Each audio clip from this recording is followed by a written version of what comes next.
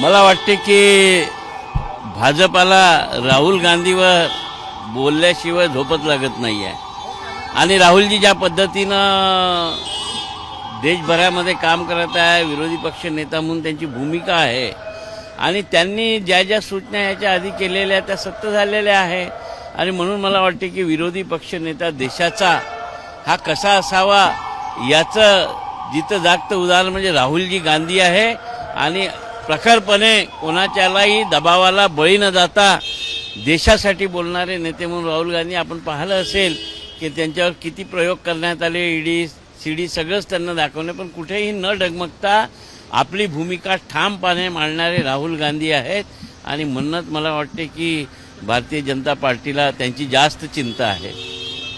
निकालावर या पश्चिम बंगालच्या निकालाचा महाराष्ट्राच्या इतर राजकारणावर परिणाम होईल असं वाटतं? मला वाटलं कुठल्याही राज्याच्या निकालाचा कुठल्याही राज्यावर परिणाम होत नाही. प्रत्येक राज्याची स्थिती वेगळी असते.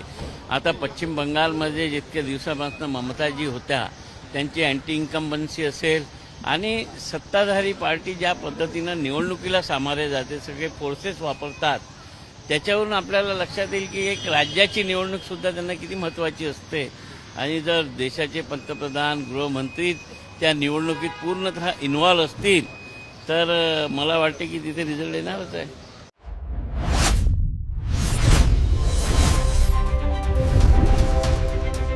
महासागर न्यूज.